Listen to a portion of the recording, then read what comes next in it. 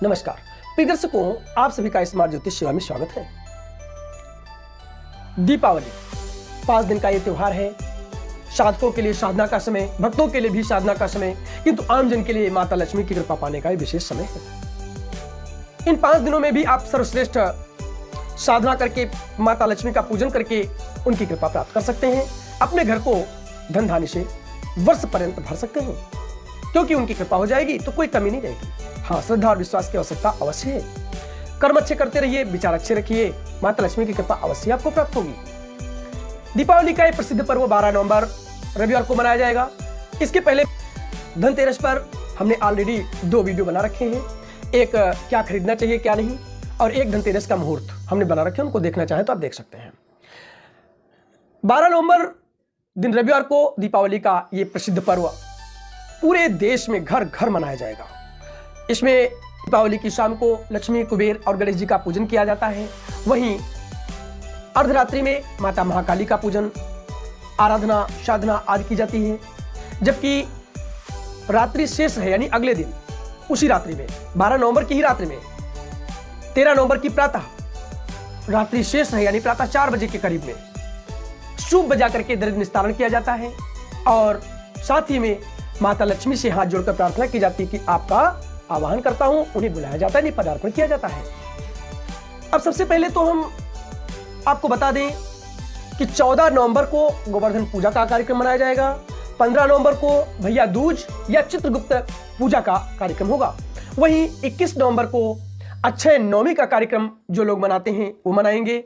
और 23 नवंबर को दिठवन एकादशी, 23 नवंबर को दिठवन एकादशी दिन गुरुवार को पड़ रहा है, उसको मना लेंगे। वहीं कार्तिक पूर्णिमा या गुरु नानक जयंती 27 नवंबर दिन सोमवार को पड़ रहा है, उसको मनाएंगे। वहीं ये जो कार्तिक पूर्णिमा की जो व्रत की पूर्णिमा होती है, यानी उसको एक दिन पहले यानी 26 नवंबर दिन रविवार को मनाया जाएगा।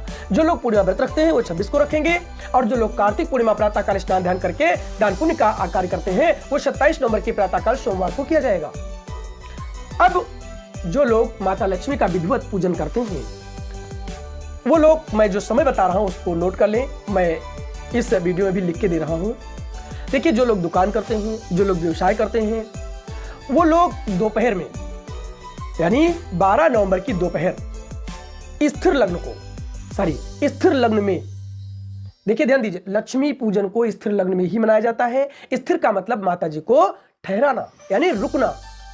चर लग्न और द्विस्वभाव लग्न, इसमें माता लक्ष्मी का पूजन नहीं किया जाता। माता लक्ष्मी पूजन के लिए हमें स्थिर लग्न की आवश्यकता होती है। अब ये स्थिर लग्न, पहली लग्न दोपहर में पड़ रही है वो कुंभ लग्न है। कुंभ लग्न में, अब इसको नोट कर लीजिएगा, कुंभ लग्न दोपहर में 12:45 से लेकर के 2:16 तक, 12:45 से 2:16 तक है।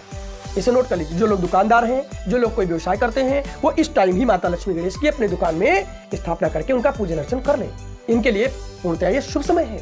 वहीं पर सबके लिए, यानी हर व्यक्ति के लिए, हर गृहस्थ के लिए, जन जन के लिए शाम के समय सबके घर में पूजा होती है, तो वो समय भी लिख लें। ये समय सर्वश्रेष्ठ है, सबसे प्रमुख है। इस समय को कोई भी, देखिए यहाँ पर ध्यान देना है, अधिकतर लोग इसी समय को गोला पटाखा दगाने में बिता देते हैं और वो समय निकल जाता है, उसके बाद बैठ के पूजन करते हैं। ये गलत है। ध्यान समय का देना, क्योंकि समय का महत्व है दीपावली में। अब ये स्थिर लग्न वृषभ पड़ेगी, जो शाम का समय है वो वृषभ लग्न पड़ेगी। और वृषभ लग्न का समय आप लिख लीजिए 5:23 से 7:11, ये शाम का समय है। इस टाइम केवल आपको माता महालक्ष्मी का ही पूरा पूजन विधिवत कीजिए, पूरा श्रृंगार कीजिए, उनका षोडशोपचार पूजन कीजिए, उनके मंत्रों को भी जप सकते हैं, उनका पाठ पढ़ सकते हैं, कुछ भी आप इस समय करें। लेकिन ध्यान रहे, ये समय केवल माता महालक्ष्मी की पूजन का ही है। वहीं पर जो लोग रात्रि जागरण करते हैं, पूरी रात जाग करके साधना करते हैं, साधक के लिए विशेष करके बहुत से ऐसे साधक हैं जो इस रात भी मंत्र जप आदि करते हैं। मंत्र जप पर हमारा अगला वीडियो आप देख लीजिएगा, कौन से मंत्र इस रात में जपे तो सिद्ध हो जाएगा। उसके लिए मैं आपको बात बता दूंगा और कुछ बातें भी बताऊंगा जरूरी।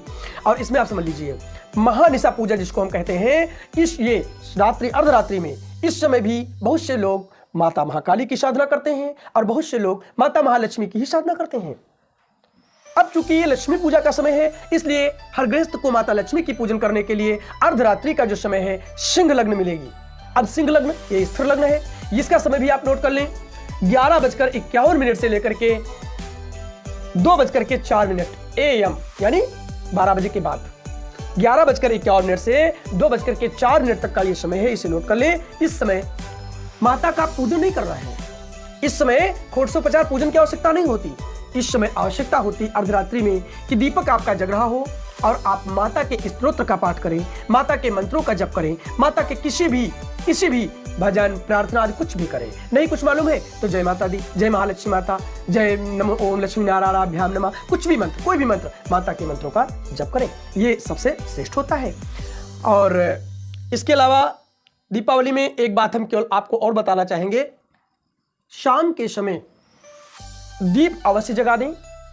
शाम के समय दीपावली की शाम को जो दीप जगते हैं, उस समय दीपावली में माता लक्ष्मी के नाम घी का दीपक एक अवश्य जगा दें और वो पूरी रात अवश्य जगना चाहिए, हर हाल में जगना चाहिए। और उसको जगने के बाद प्रातःकाल अपने मन से ही वो शांत होना चाहिए, यानी आपको उसे बुझाना नहीं है।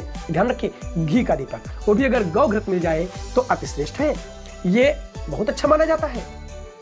ध्यान रहे, अगर हो सके तो घर के अंदर नहीं सब तो एक न एक व्यक्ति को इस रात में अवश्य जागना चाहिए। इसके पीछे कई कारण हैं। पहला तो कारण, बहुत से लोग इस रात्रि को जगाते हैं, जैसे कहते हो चोरी होना या बहुत सी ऐसी चीजें हैं जिसमें नुकसान हो जाता है, तो इस रात्रि में ये सब चीजें ज्यादा होती है ना, सभी अपना ये रात्रि जागरण करते जगाते हैं ना, कहते जमघट जगाना, तो ये जगाना, तो ये नहीं, गलत। आप अगर सो रहे हैं तो ये संभव है, ऐसा कुछ भी आपके साथ घटना घट सकती है।